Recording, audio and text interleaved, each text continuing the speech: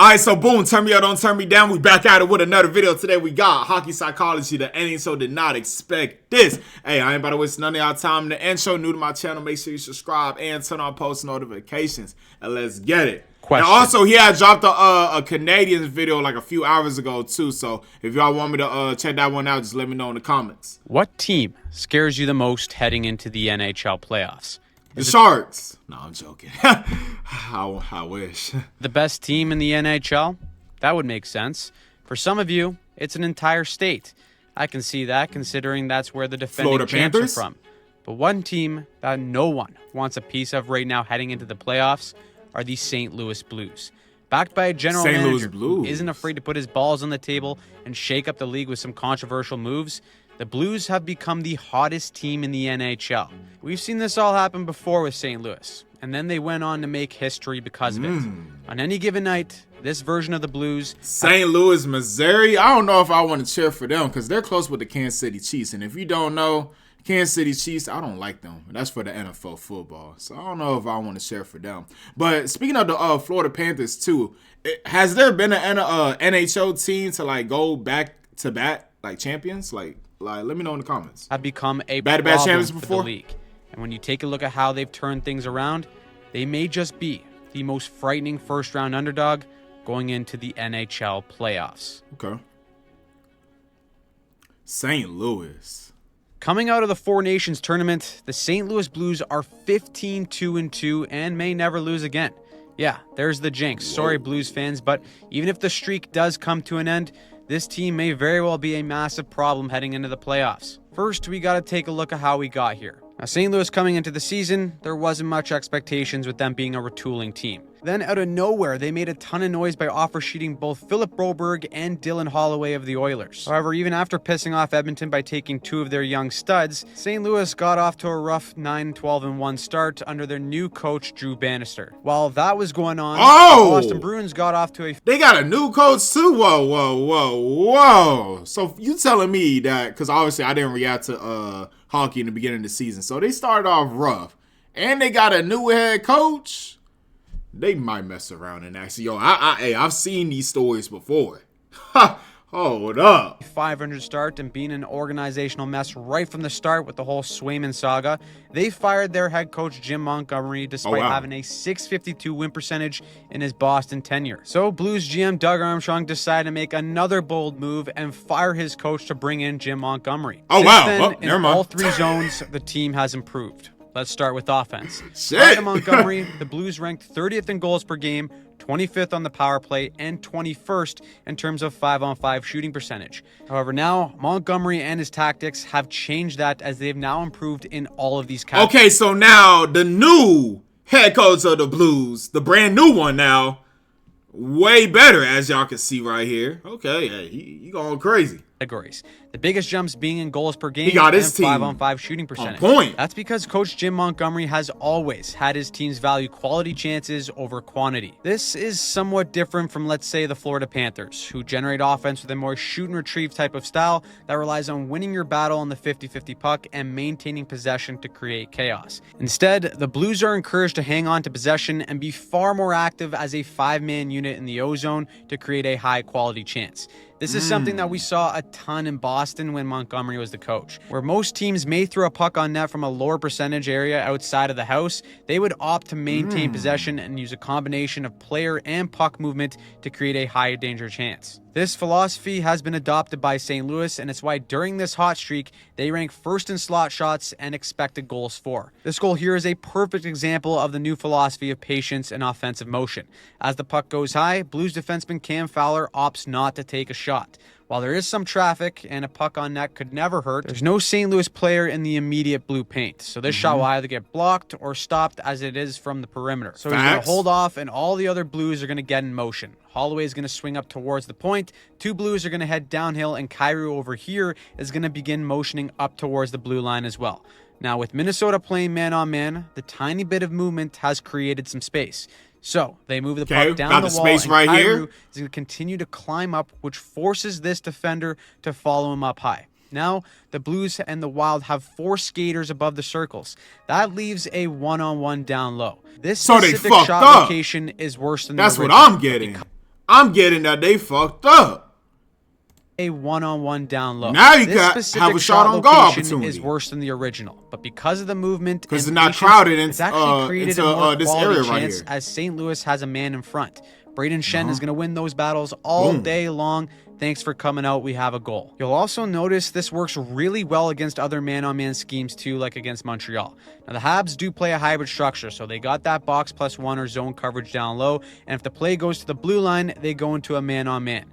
Again, St. Louis gets active in the O-zone. All four Blues players swing up high, and just look at the level of confusion and mix-up this creates for Montreal. Everyone ends up looking like a teenager at prom. Oh yeah, they scrambling. Partner, and all of a sudden you got 8 players above their circles again, and there's that 1v1 that St. Louis wants at the net.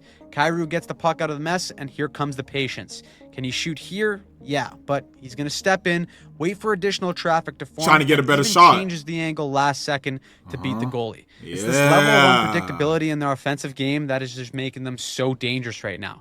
With the Blues giving their defenders the green light to get off the blue line and dive deep into the zone, it gives them all kinds of flexibility to use these scissor plays up high and facilitate potentially uncontested looks like this one. They also like to bring a third forward up high as well when they have possession. So even when their Ds do stay anchored on that blue line, that high forward can catch the opposing team sleeping and attack downhill without being covered. This type of versatility isn't just limited to being in the zone either. Defenders are very much encouraged to jump up in the play and join the rush on the breakout. We all know this isn't revolutionary, but in the modern NHL, you need to have your D activate to be a more dynamic offensive team. What this has done though is it's allowed their best players like Thomas and Kyrou to have support off the rush so that they can work their magic. Also having defenders like Falk, Fowler, and Broberg being enabled with this type of system just allows them to flex their offensive muscles a little bit more. All of these little details have ultimately breathed new life into St. Louis's offense. An emphasis on quality and possession in the zone, combined with a more aggressive approach on the rush,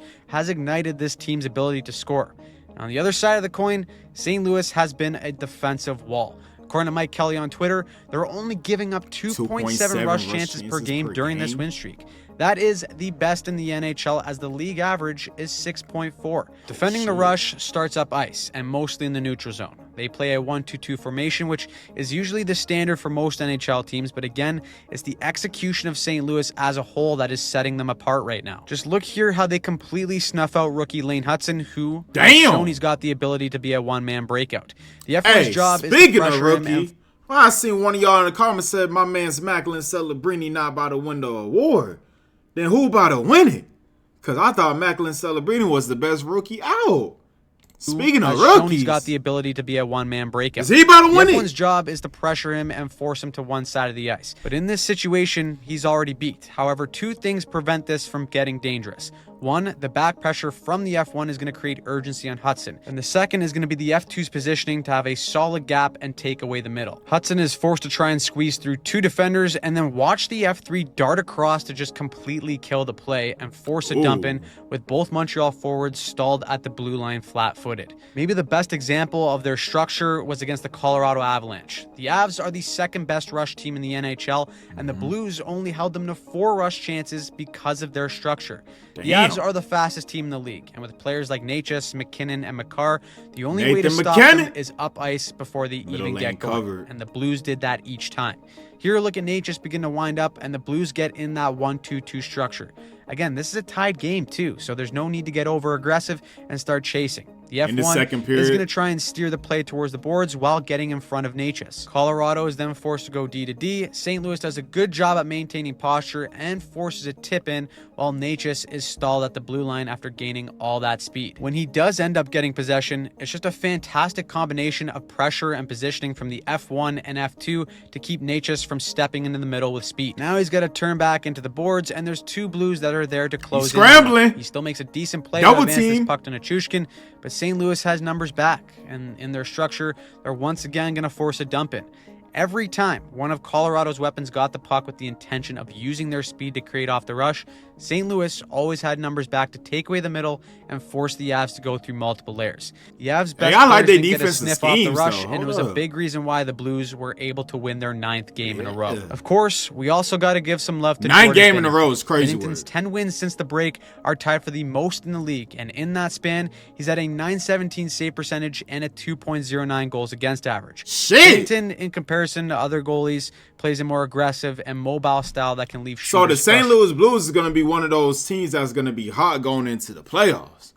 Oh, yeah, I wouldn't want to play them if I was you.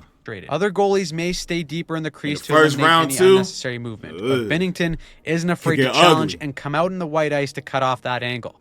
This may leave him vulnerable to rush Challenge chances, this as his shooter aggressiveness in the gives him white a ice. smaller window of time to set his feet out of his movement. We did see this get exposed a few times during the Four Nations tournament. However, it's a great thing that St. Louis has been really dialed in with their rush defense, as Binnington's life just becomes a whole lot easier. All of this combined has created a team that has become a problem for the rest of the league.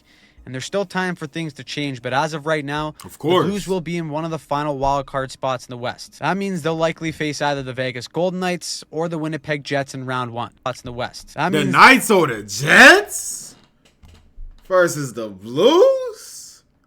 Put them up against the Knights. I need the LA Knights out of here, man. change, but as of right now, Go, the Blues will be in I don't want to see the St. Louis Blues versus the LA Knights, man. Get them one of the out final of here. wild card spots in the West. That means they'll likely face either the Vegas Golden Knights or Or the actually, no, the Golden Knights for Las Vegas. My bad. I said LA.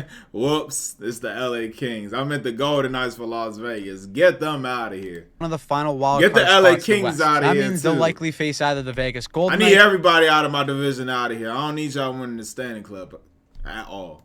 Blues will be in one of the final wild card spots in the West. That means they'll likely face either the Vegas Golden Knights or the Winnipeg Jets in round 1. No playoff matchup is easy in the NHL, but for the team that does draw St. Louis in the first round, they could be in big danger of being on the wrong side of an upset.